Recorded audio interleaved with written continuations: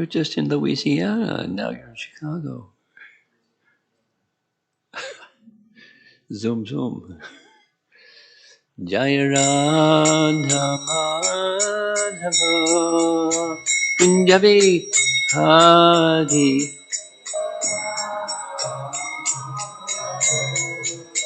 Kunjabi Jaya Radha Madhava Kunjabi Hari Madhava Kunjabi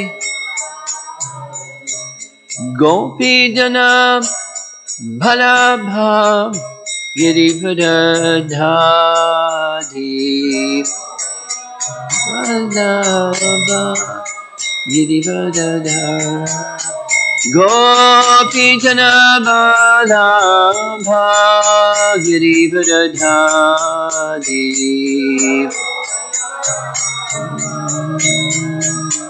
Girivadadhari Jasodandana Vrajajanaranjana Jasodandana Vrajajanaranjana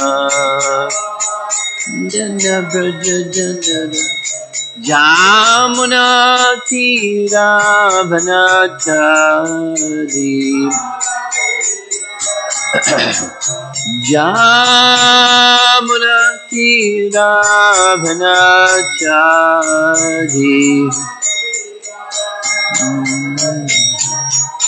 Jaya Radha Madhava Kunjabi Hari Madhava Kunjabi Hari Jaya Radha Madhava Kunjabi Hari Kunjabi Hari Gopi Jana Baldha Girivadadhari Girivadadhari Gopi Jana Baldha Girivadadhari Girivadadhari Jasodandana Vrajajanaranjana Jasodandana Vrajajanaranjana Yamuna Tira Vanachari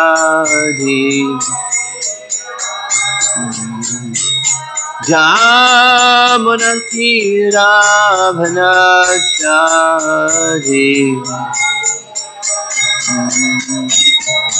Jaya Radha Madhava Kunjabi Hari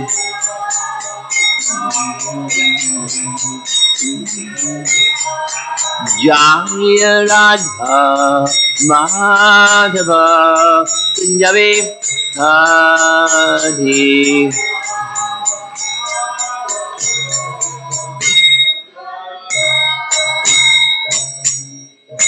Jai Om Vishnupad Paramahamsa Harivedavacharya Astatara Satasi Srimad Divine Grace Sri Bhakti Vedanta Swami Srila Prabhupada Ki Ananta Koti Vaishnavrinda Ki Grantaraj Srimad Bhagavatam Ki Gaur Premanandi. All glories to the assembled devotees. Hare Krishna.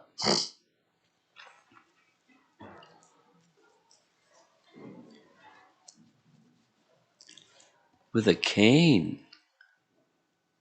Impressive. Just to whack people in case you have to do your Kshatriya duties. Text 8. Canto 10, chapter 71. The Lord travels to Indraprastha. Om Namo Bhagavate Vasudevaya. Om Namo Bhagavate Vasudevaya. Om Namo Bhagavate Vasudevaya. Nimitak Param Ishasya. Vishvasarga Nirodhayoho. Hiranyagarbhasarvascha. Kalasya Rupinas Tava. Nimitak Param Isasya.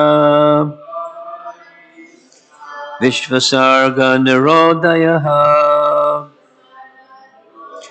Hiranyagarbha Shashvascha. Sarvascha. Kalasya Rupinas Tava.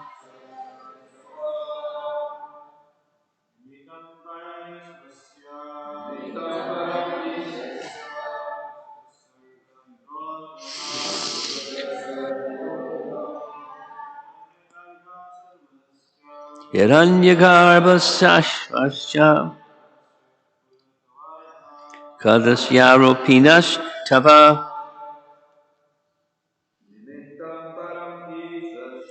Nimatak Param Ishasya. Vishvasarga Narodhayaho. Hiranyagarbha Sarvasya.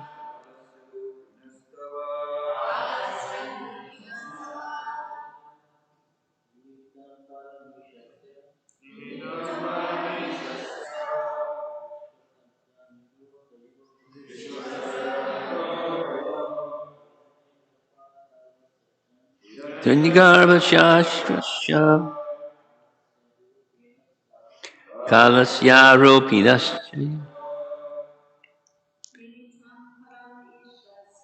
Nimatak Param Ishasya.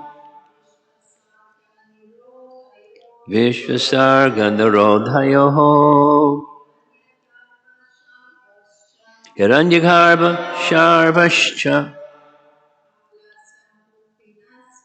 Kalasya Rupinas Tava. Nimitak Param Ishasya. Vishvasarga Narodayaho. Hiranyagarbha Shashya.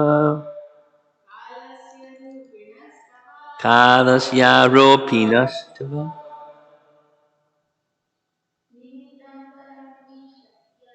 Nimitak Param Ishasya. Vishvasarga Narodayoho. Hiranyagarbha Sarvascha. Kalasya Rupinas. Nimitta, the instrument. Param, merely. Ishasya, of the Supreme Lord. Vishva, of the universe. Sarga, in the creation. Nirodayoho, and the annihilation. Hiranyagarbha, Lord Brahma. Sharvaha, Lord Shiva. Cha, and Kalasya, of time. Aropinaha, formless. Tava, your.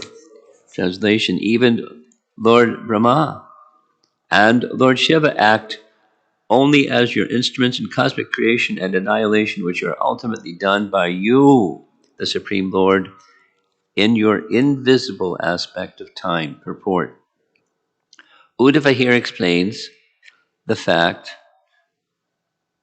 that, in fact, Lord Krishna himself will cause the death of Jarasandha, and Bhima will merely be the instrument.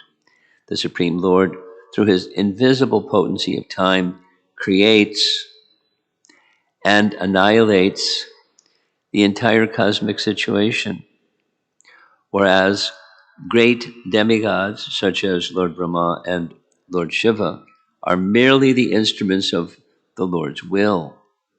Therefore, Bhima will have no difficulty acting as the Lord's instrument to kill the powerful Jarasandha. In this way, by the Lord's arrangement, his devotee Bhima will be glorified.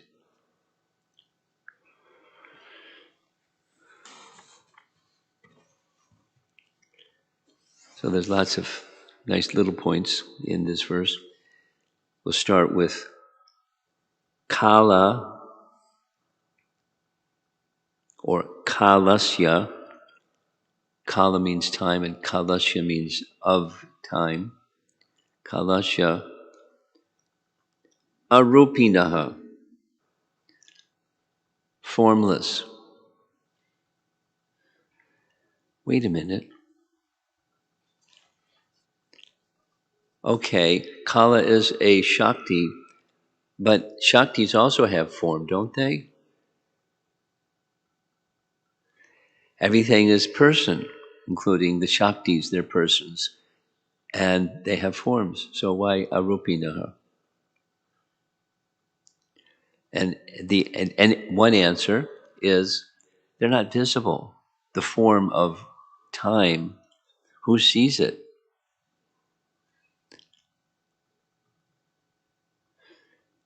Time has form. And time is a very important Shakti, very important Shakti, very important Shakti. Specifically, the verse is pointing to the role of time in creation.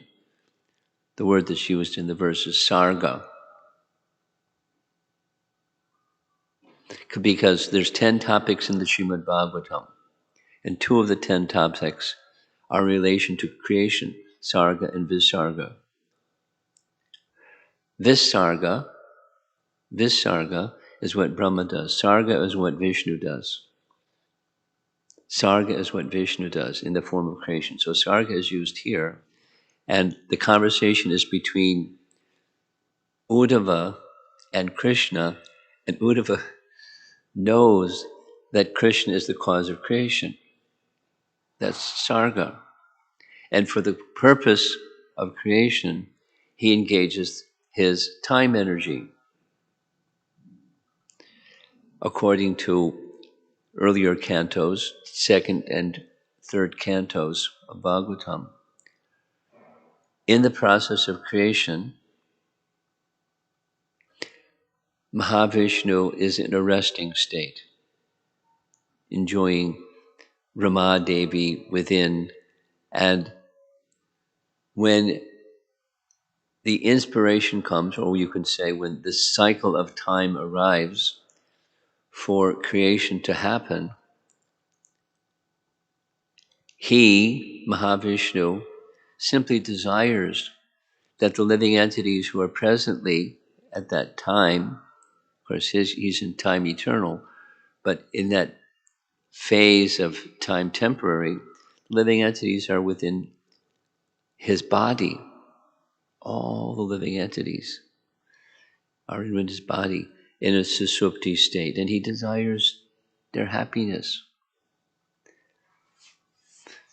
But they're in the susupti state, and where's the happiness when you're anesthetized? And the happiness, the problem with material happiness is it's not happiness. That's a problem. But in order to get past the expectation of material happiness, they need a means to purify themselves of that expectation of material happiness and come to the spiritual position. So creation is for that reason. So he, Mahavishnu, is contemplating these living entities within me, although I'm enjoying fully with my internal potency, Ramadevi. The living entities are in a dull state. They're not in their real happy state. He didn't say anything. He didn't say, hey, Ramadevi, can you help me out? He just had that desire. It wasn't a new desire. It's an eternal desire of the Lord, of all living entities, that they should be happy. So desiring that, she, Ramadevi, seeing his glancing at Pradhan, she, Ramadevi, entrusted all those living entities, the totality of living entities, and the Lord's time energy, Kala, to the glance of Mahavishnu as he was glancing at Pradhan. And so there go the living, you've seen the paintings, it's very nicely done. The glance of Mahavishnu is shown by a light as he's glancing upon Pradhan, which is shown as a cloud. And the glance is carrying living entities in time, because for creation you have to have time. Say it negative. Without time, you can't have creation. Time is essential for creation. So this is Sarga. The Lord glances, and the time energy, along with the living entities, are carried into the Pradhan, the undifferentiated totality of material energy. And then things start to happen because the time energy is present. And so creation comes about through the agency of time. And then comes Visarga. Brahma is manifest, there's a series of events, and from Brahma comes Rudra, or Lord Shiva, and both have the creation destruction facilities or service or faculty. And they do what they do as an instrument, that's the first word in the verse, nimitta, as an instrument of the will of Mahavishnu. They're nimittas of the will of Mahavishnu. So they're not bringing about creation or bringing about destruction. They're nimittas of the Lord's will.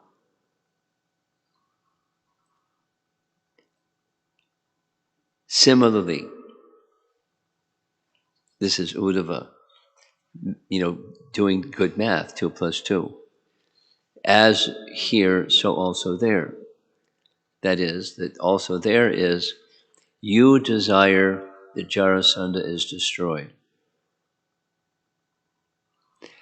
It's you who will destroy Jarasandha. And Bhima will be your instrument. He'll be your instrument because it's something you desire. You don't need anyone to do anything. You don't need Bhima. I mean, in one of our Acharya's commentaries, hearing this statement, Krishna may say, really? If Bhima's going to do all this, why do I have to go there? And Krishna doesn't have to do anything. But it's he who's doing the killing, not Bhima.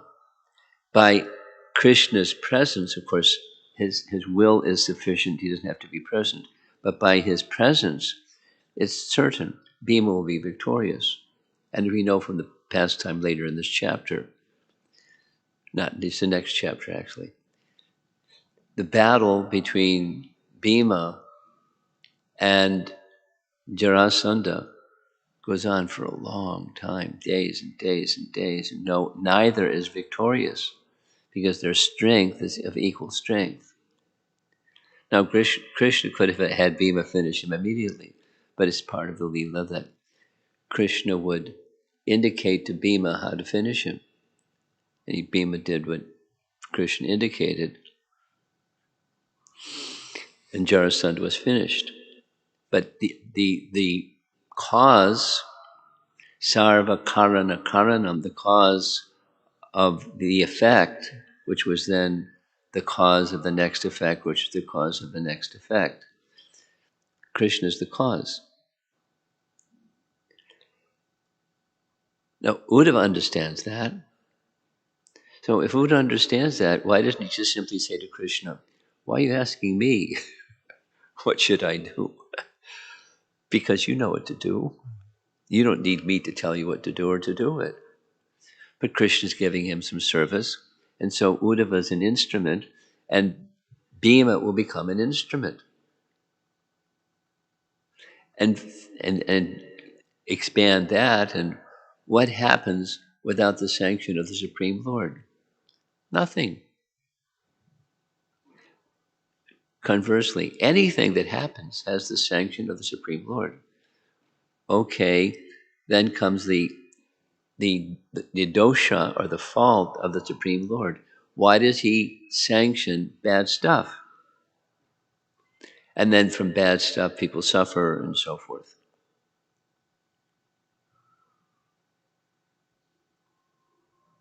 Why do bad things happen to good people? That question. Same. Why does God make this mistake? There's a book written by a Jewish theologian named Harold Kirshner, or Harry Kirshner. And in a Jewish perspective, his answer is God made a mistake. That's it's a whole book on how God made a mistake. Because look, the Jewish people have been through so much persecution and this and that and the other thing since the Old Testament, and probably before the Old Testament. So why? He made a mistake. That's one answer. It's not the right answer. Why? Then what's the right answer? People don't want suffering, but people want enjoyment separate from the one who's the enjoyer. Or another way of saying the same thing. They don't want suffering, but they're attached to the cause of suffering. That's why there's suffering.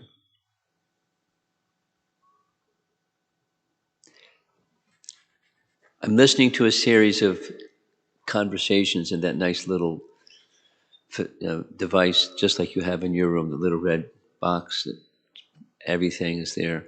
So Prabhupada's in Paris, 1973, and 3 persons in a row, he goes through this whole thing about not killing cows.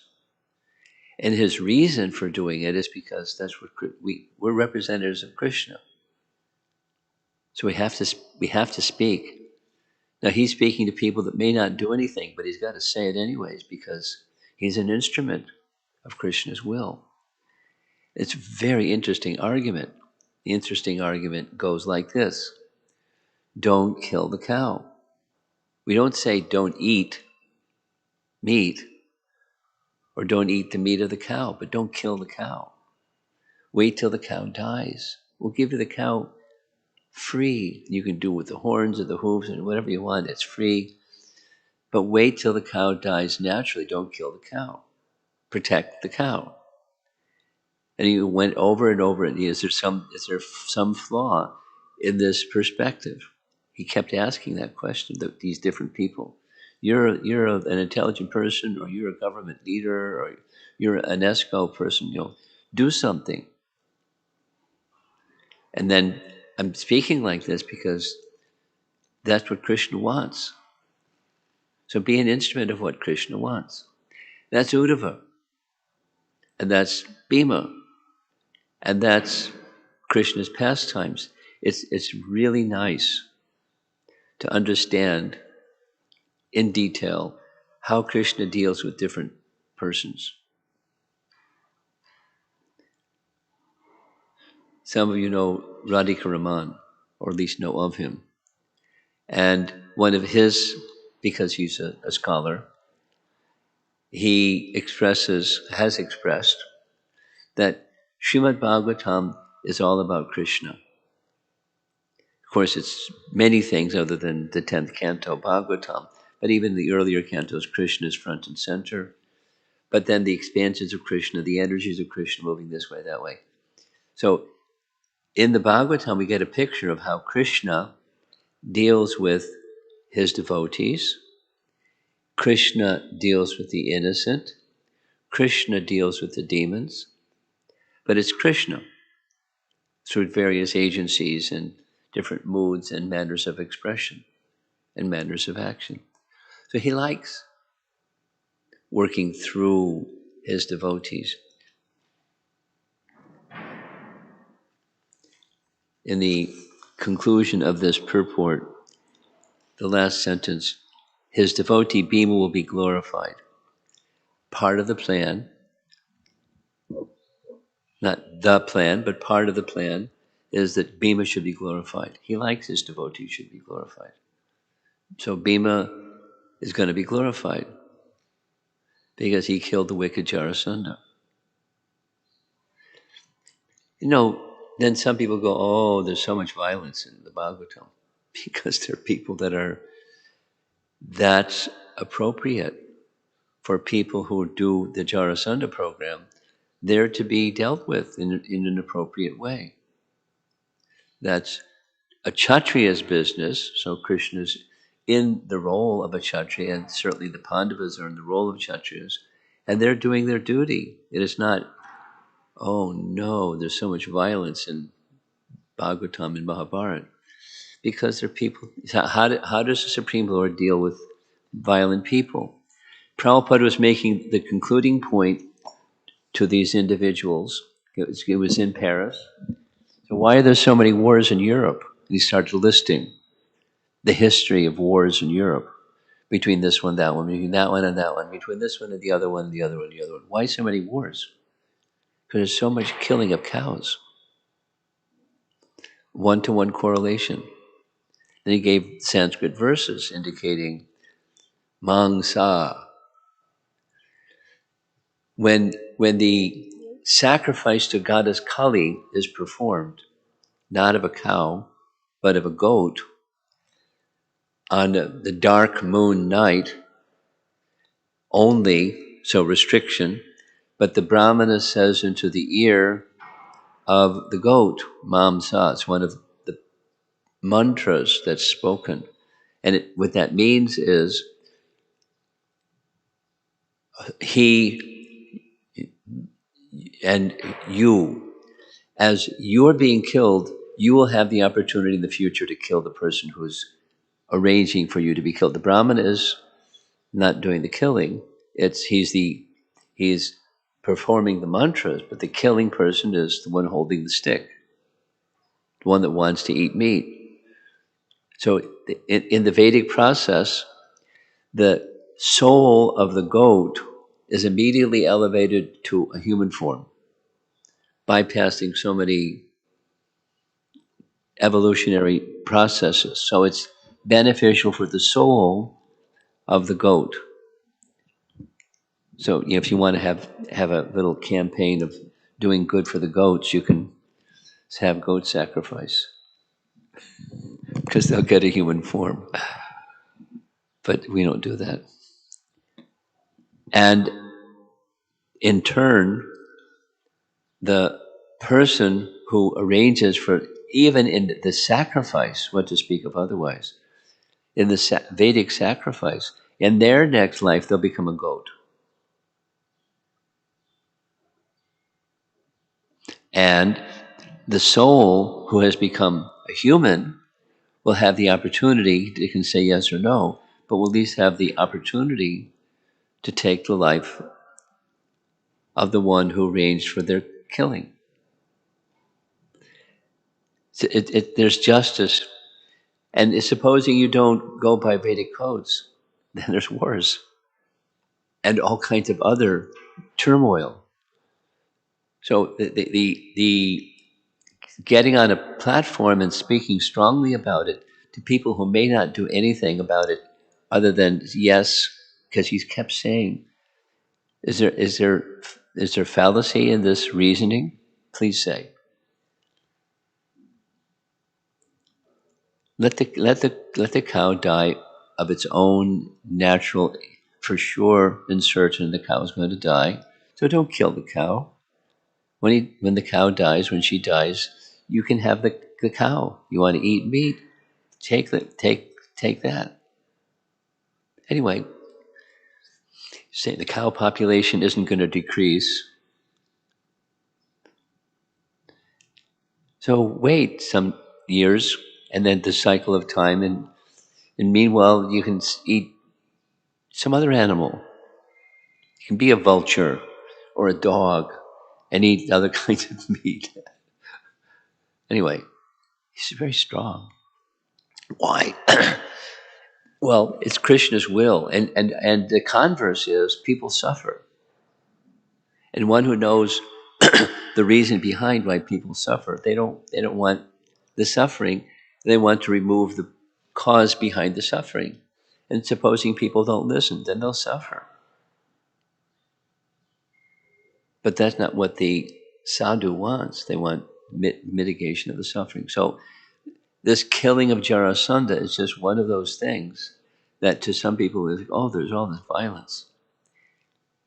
And become Mahatma Gandhi and say, there was no Kurukshetra battle. You know that Prabhupada said that he said this, I don't otherwise know it. He said, if there was Krishna, his position, there's no such person. And it's just, this means that. And if I have to accept there was a person named Krishna, and Krishna induced Arjuna to fight at Kurukshetra, then I renounce my Hinduism. So what's Krishna? Krishna means this, Krishna means that, etc., etc., etc.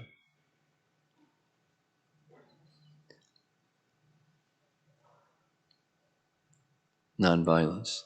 So the violence that's there in Mahabharata or Ramayana or Bhagavatam, it's the will of the Supreme Lord, just like the killing of Jarasandha, because Krishna wants it.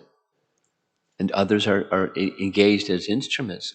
But the purpose is to relieve the world of unnecessary suffering, because there's some people that are just incorrigible. And that's exactly what Uddhava said in the earlier verses. He, Jarasandha, hates you, and he hates your devotees.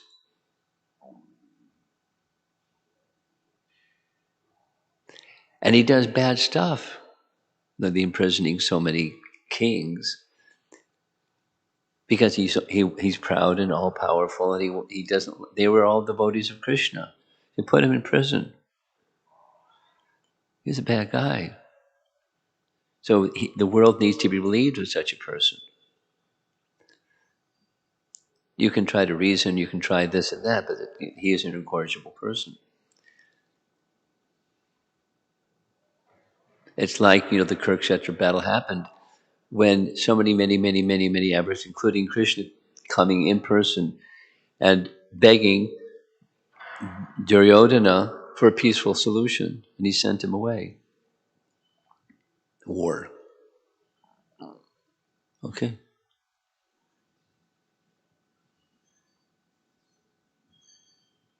There was a question yesterday evening, partly my going in this direction is, the topic yesterday evening was Gaur Purnima, a preview of Gaur Purnima, because we just had Nityananda's appearance day. So would you attend? Did you see the moon last night? And it's not yet the full moon. Chaturdasi last night. Check it out tonight. Bright. Really amazing. So one person, why was there harsh dealings?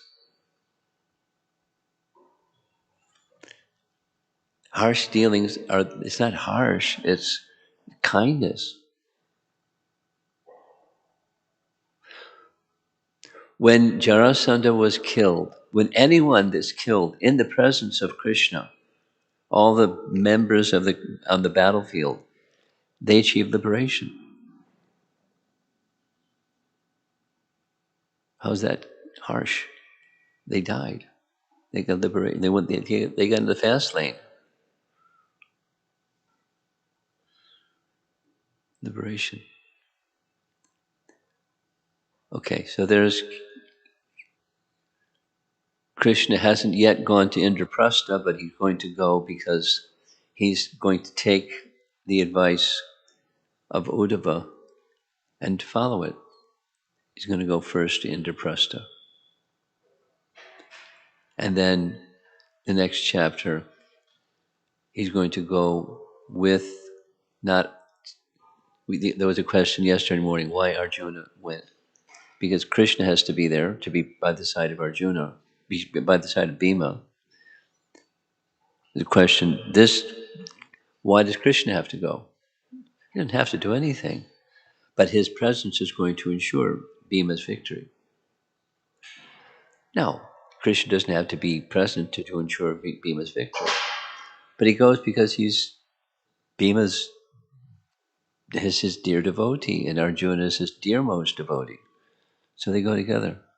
It's a Leela. Nice topic.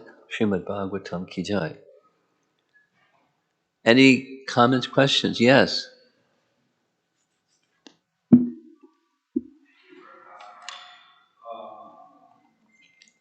Go ahead, speak. Go ahead. That Kala has no form, and as you mentioned in the class, by the way, I have two questions. Shakti and Shakti has a form. Everything has form. Shaktiman has a form, so absolutely Shakti has a form. Yeah. Theoretically, it looks really true.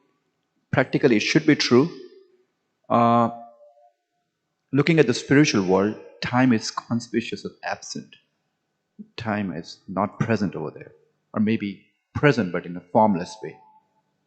Similarly, in the material world also, we cannot see the time. Wait a minute. You're making an assumption that I'm not sure I agree with.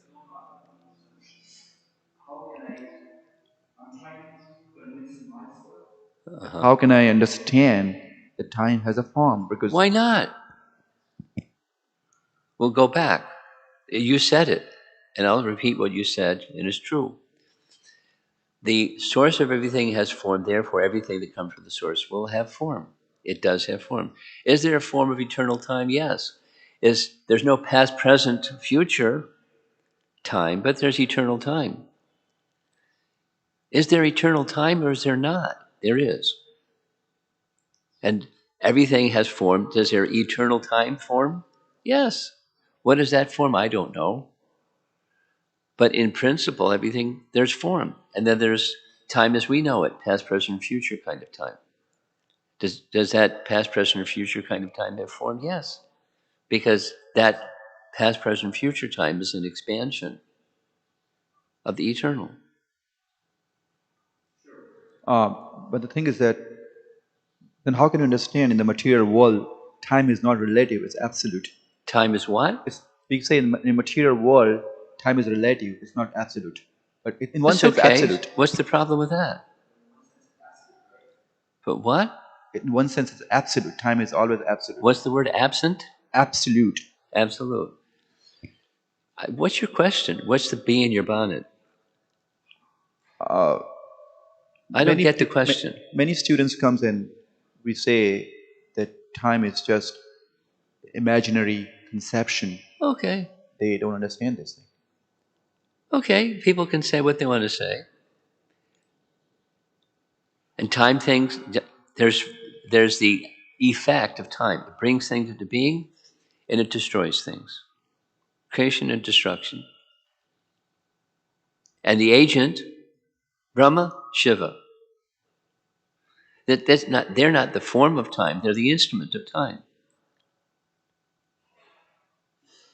What's the problem? How do you say it to students? This in a very simple way, logical way that they can understand. Well, it takes intelligence, and most people don't have it. But we rest our explanations on Shastra. And if people aren't purified, they're not going to understand. They can say, that's interesting, let me think about it. But thinking about it isn't going to get them to understand it. So then it has to be the process of purification. And then it can be understood. Without the process of purification, it's conceptual. And somebody may like this garden variety of conceptual and that one and the other one and the other one and argue till the cows come home about that's not the right one, this is the right one. Or I don't know. So your question is, how do we convince people? That you convince people through giving the truth, just like Prabhupada says, I gave the example, the importance of protecting cows. And he kept asking, like 15, 20 times, is there something flawed in this recommendation I'm making? Is there something flawed in this argument, in this procedure?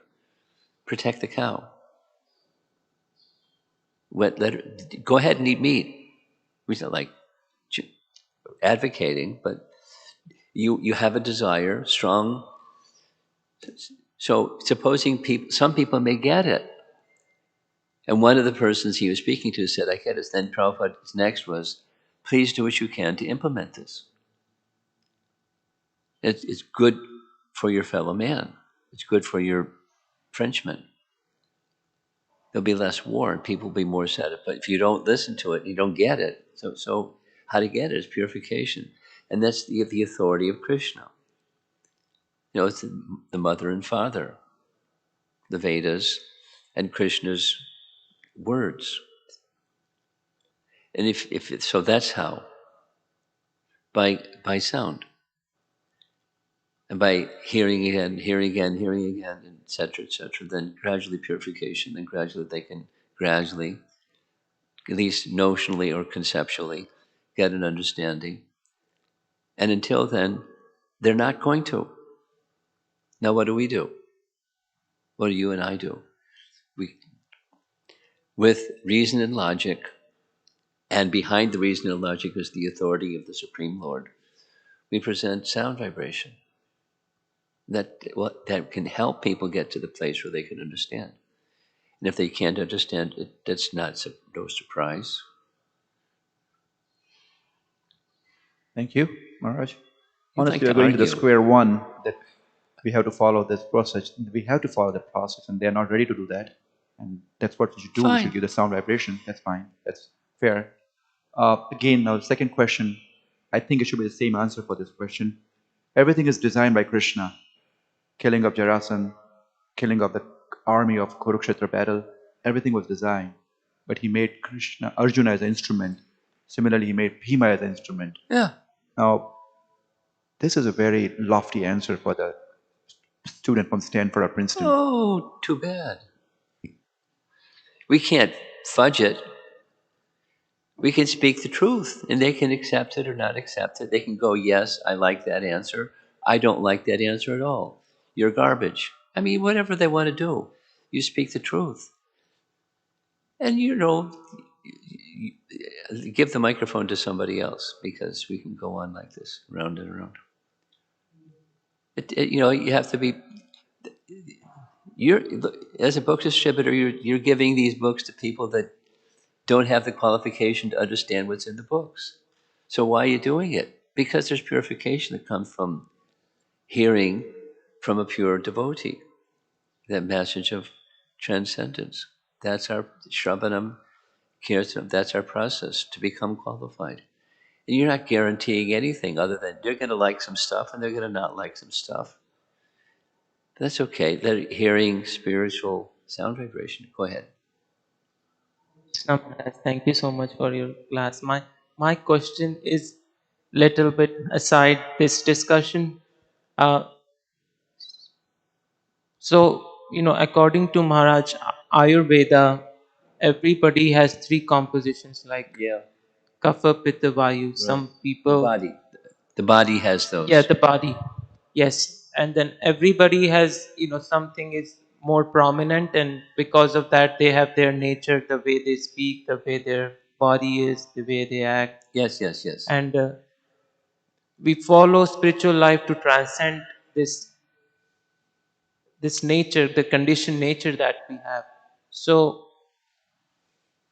you know, if I pick Vata, if somebody has a lot of Vata, then then they and they think very fast, and they have so many thoughts coming. It's not regulated, and spiritual life is very much is about regulating the emotions. It's about what? Regulating the emotions. Regulating? Yes, the emotions and not acting on impulses. That's part of it, sure. Well, it gets to the punchline. What's the punchline of your question? My question is, how to transcend the conditioned, whatever bhakti. the condition the soul is, body is. Bhakti. But Daiviyeshu gunamayi mama maya durataya mam evaye prapadyante. That's how. So it's gradual, but that's the how. And there's different applications of the how, but it's the principle with one bullet. Well, the principle is taking full shelter of Krishna in the mood of loving service to him, and then gradually in different ways. It doesn't mean, going back to the starting point of your topic, doesn't mean that you don't have a material body that has preponderance of this dosha or that dosha, and that it changes over time and circumstances and what you eat and etc. So that's going to carry on, but consciousness can be transcendental to all of that. The body's still going to die. It's the body's going to still have its but one can be consciousness-wise. One can be transcendental too. And how does one get transcendental to? Bhakti.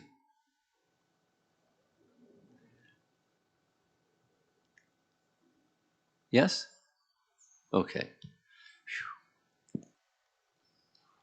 Interesting discussion so far this morning. What else? Anyone? Yes, Mataji. Yeah. Thank you so much for the class. My question is also on the side. What is the difference in between association and parampara? The difference between what and what? Association with devotees and parampara. Differences and The difference similarities. between association amongst devotees and Parampara. parampara. You want to know the difference? Yeah, a little bit Well, it depends on the devotee. The parampara, the principle of parampara is disciplic succession. Some are more aligned, some are less aligned. All in the category of devotees.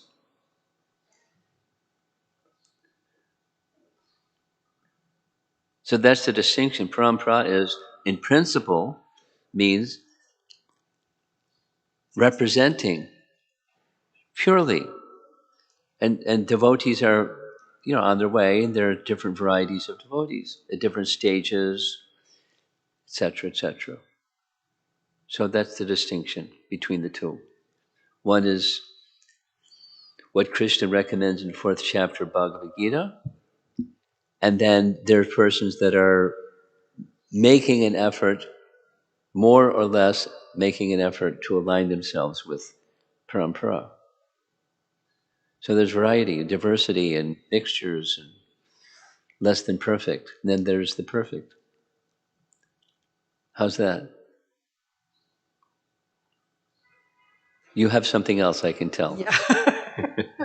But this is a very long question. Basically, I've been coming to the temple for 2 years, mostly for Mangal Arti, and seeing these um, stunning deities, was very healing to me, and kind of changed the way I see other things. And one of them is I cannot look at crucified Jesus without being disturbed and feeling afraid. And I also know that Sri Prabhupada said that Jesus is one of the messengers. Like, Even if what? kind of like a messenger of God, you know, and his mission is to take people back to God, but the imagery of crosses does not agree with me, and I don't know how to reconcile these two things. Did you follow what she said? Could you help me? You don't need the microphone. Just tell me what she said. No. I have bad hearing. And you speak fast, which is okay, but he understood it and I didn't. So he's going to help me. He's not, you know, tell me what she said.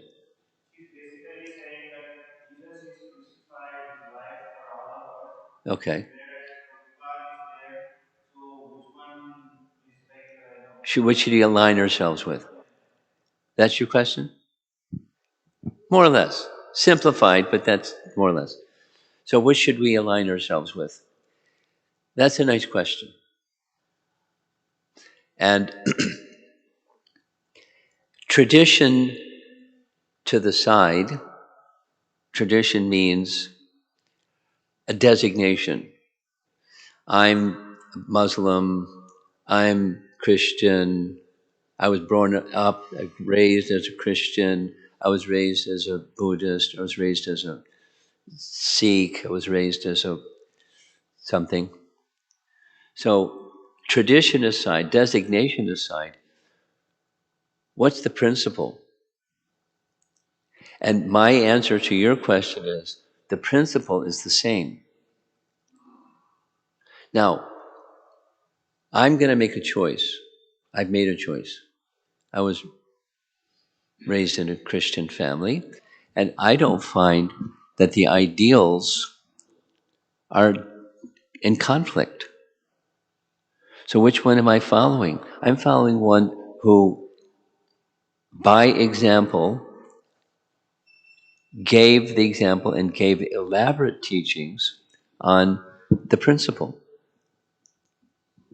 For example, love God with all your heart, all your mind, all your strength. Great. I buy it. Now, how do I do that? And that loving God with all your heart, mind, who is he? And back to this other, does he have form? Or is he formless? Well, by logic, he has form because he has a son, and therefore he has form. From the Father comes the Son. So what's that form? My point is, I'm following, I'm making, you can make, others can make the choice, but that which gives me clarity as to how to fulfill the principle, that's where I'm going. It is not in conflict. There's zero conflict. But I'm going to follow and take shelter of that which makes the path to the principle very clear. The principle is 100% the same.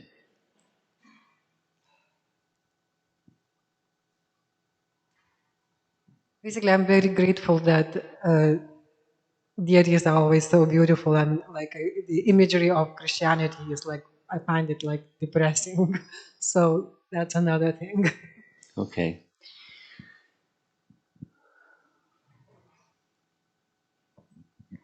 Krishna Maharaj. Slowly and clearly, please.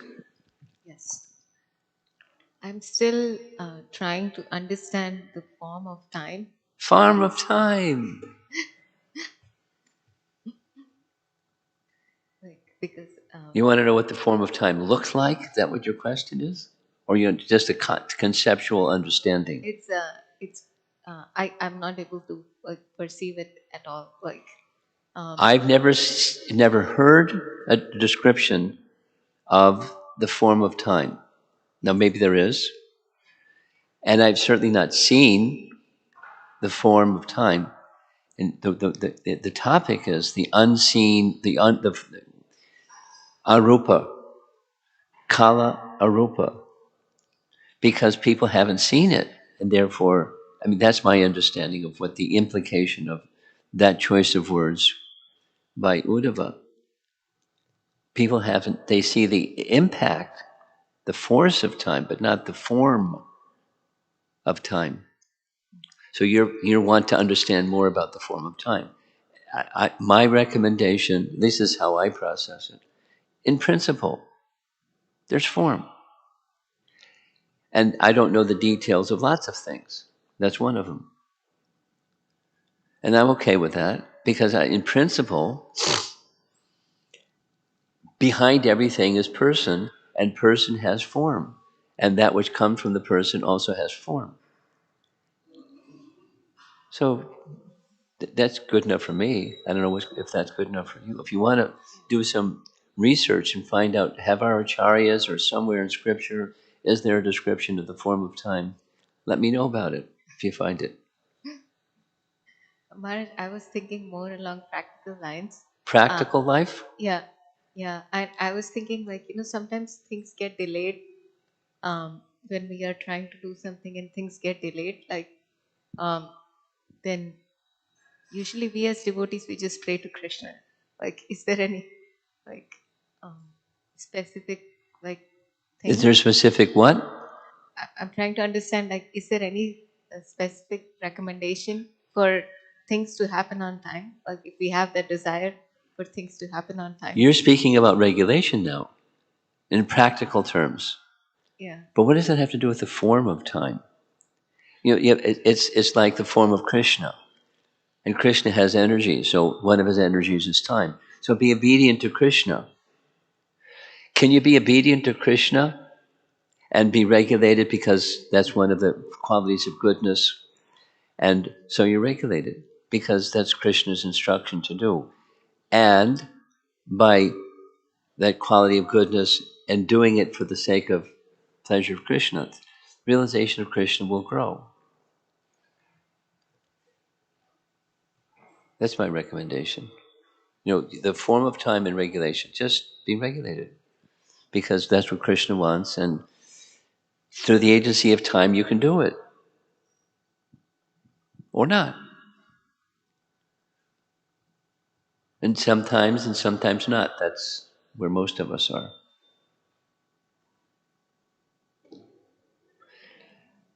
One more question, we're going to end because of time. The topics of Srimad Bhagavatam and Chaitanya Charitamrita. I can't hear you. The topics of Off topics. You're going to go off topic. Srimad Bhagavatam and Chaitanya Charitamrita, they are very sweet when we Very sweet, yes. hear or read. And Chaitanya Charitamrita especially about relationships of devotees.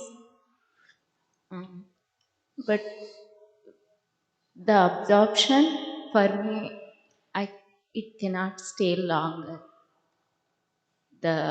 When I read or hear, it feels attractive, but it doesn't stay longer to apply it or act on it.